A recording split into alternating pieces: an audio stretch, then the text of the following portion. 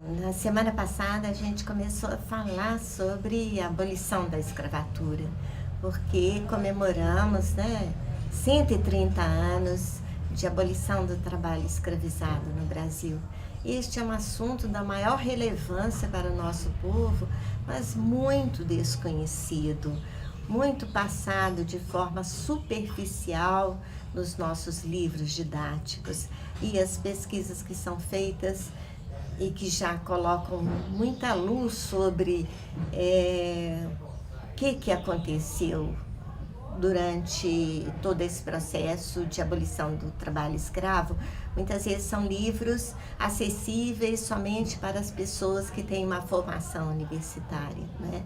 Nos nossos livros didáticos não aparece toda essa construção de estratégias pelas elites brasileiras para acabar com o trabalho escravizado, quase que também acabando com os descendentes de escravizados no nosso país, né?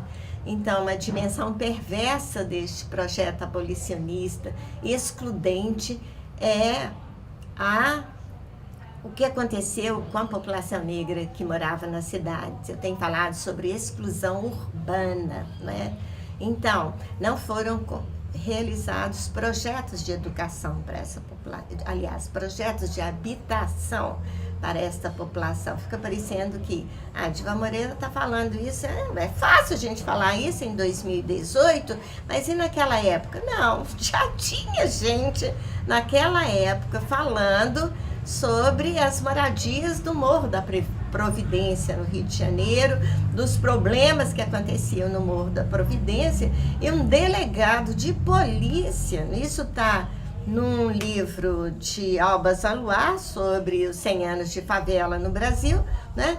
Neste livro tem lá uma carta de um delegado de polícia falando que o governo deveria incentivar construtores para a construção de habitações modestas para a população negra. É claro que eles não falavam a população negra, mas falava, né, para a população que mora nos morros. Quem é que morava nos morros e nos cortiços naquele período da história das nossas cidades, né? Sobretudo as cidades mais antigas, como o Rio de Janeiro, por exemplo, era exatamente a população negra. Então, eu nunca vou falar aqui para as pessoas de algo que derive da minha vontade do que deveria ter acontecido em determinados momentos da nossa história. Não, eu vou falar, inclusive, trazendo para o público, né? A gente tem que respeitar muito o nosso público, né? Então, eu quero trazer estes debates, estas questões, estas novas narrativas, a partir também do olhar de quem viveu naquele período histórico, né? Ou seja, são 130 anos de abolição e os resultados, né? Os impactos que a população negra que a gente verifica entre o nosso povo são tão reduzidos. Por quê? Porque nós temos uma sociedade extremamente impermeável, racista, que não está nem aí para a população negra, né? A população negra é como se fosse um mero detalhe no nosso país. Um detalhe que essas elites gostariam muito que desaparecesse. Então, nós temos, naquele momento histórico, a exclusão urbana da população negra. E no Rio de Janeiro teve um episódio brutal da destruição do cortiço Cabeça de Porco, que aconteceu durante a madrugada, né? A polícia invade o cortiço e com extrema violência. O prefeito, na ocasião, estava presente, né, para testemunhar que aquele monumento contra a beleza do Rio de Janeiro, contra as reformas urbanas no Rio de Janeiro, seria realmente destruído, viria abaixo. Então, foi com muita truculência, com muita violência, que o cortiço Cabeça de Porco e vários outros cortiços no Rio de Janeiro foram destruídos. O que a gente tem no estado de Minas Gerais? Por exemplo, Belo Horizonte. Belo Horizonte nasce também, é uma cidade construída, planejada e que nasce também sob o signo de exclusão da população negra da Avenida do Contorno. Se a gente vê fotos antigas de BH, a gente não vê população negra, né? Não foram construídos bairros naquela ocasião.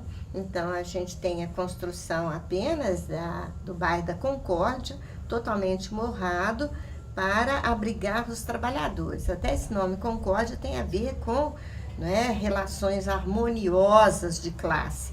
E quando a gente fala em trabalhadores, sobretudo em trabalhadores braçais com baixa qualificação, porque os trabalhos fabris foram reservados para a população imigrante, a prestação de serviços também.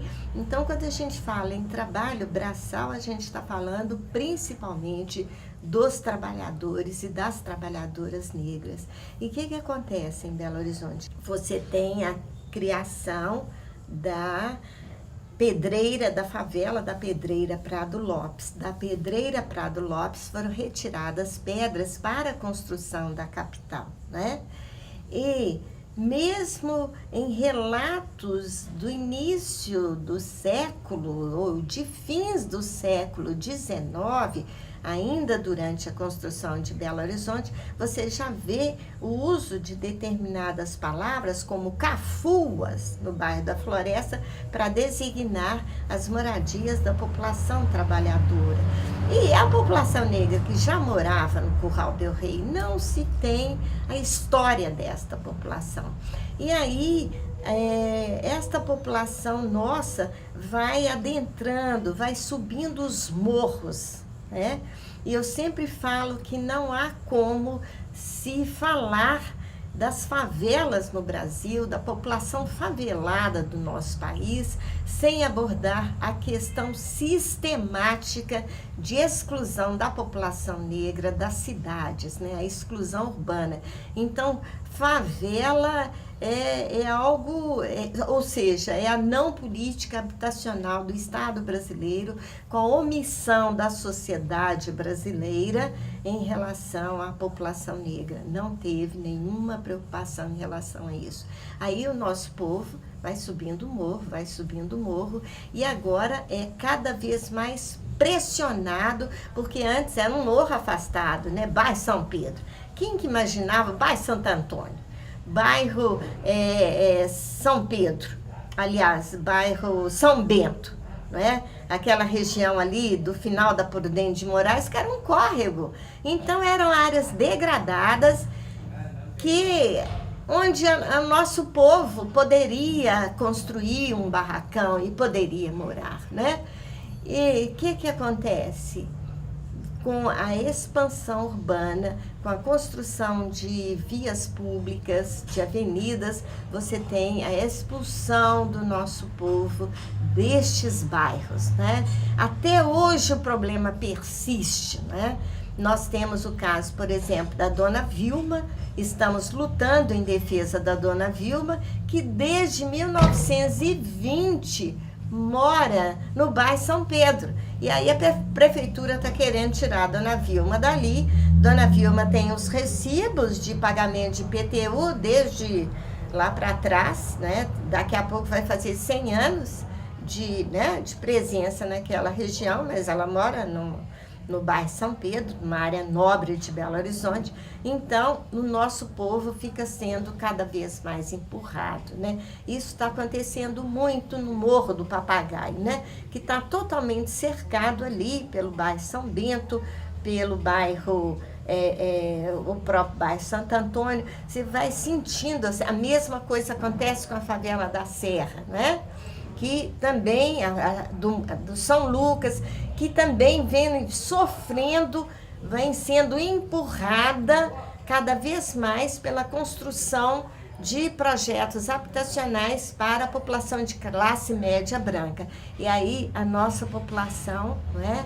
Ou fica nesses bolsões de pobreza ou acaba tendo que ser expulsa, né, pelo mercado imobiliário de Belo Horizonte e migrar. Foi o meu caso, eu morava em Belo Horizonte, não dei conta mais para morar lá, vim morar em Sabará. Então, como eu, foram várias famílias, vários segmentos do nosso povo que que acabaram tendo que morar na região metropolitana, afastado dos seus locais de trabalho, das suas escolas, das suas comunidades de vizinhança. Ou seja, a questão da exclusão da terra, da exclusão do mercado de trabalho e da exclusão urbana é uma marca desta abolição inconclusa que temos no Brasil até hoje. E aí, eu acho fundamental que esses temas sejam debatidos, porque se a gente não conhece as determinações históricas, estruturais, vividas pela população negra no Brasil, a gente pode chegar à infeliz conclusão de que tem algo errado conosco, né?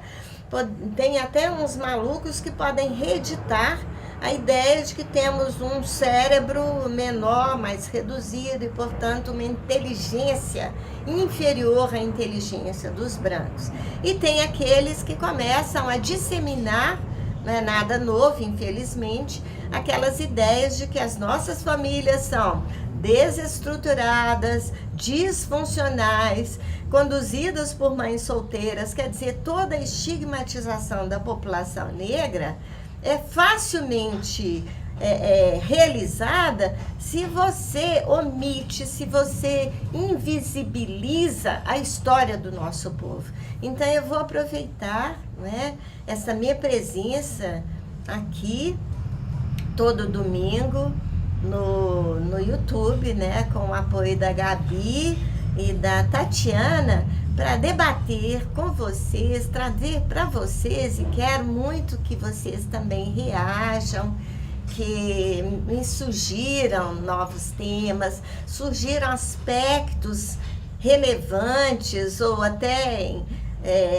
humorísticos, né, dos mesmos temas que a gente debater aqui, para que nós possamos fazer uma experiência de vídeo extremamente interativa, dialógica com o público. Esta é a minha finalidade em debater temas tão relevantes, e a gente vai aproveitar muito as datas históricas e os eventos da atualidade para trazer para vocês, para servir de reflexão, eventualmente de debates, de rodas de conversa nos bairros, nas comunidades faveladas.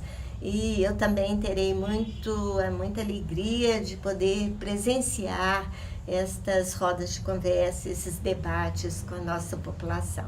Muito obrigada.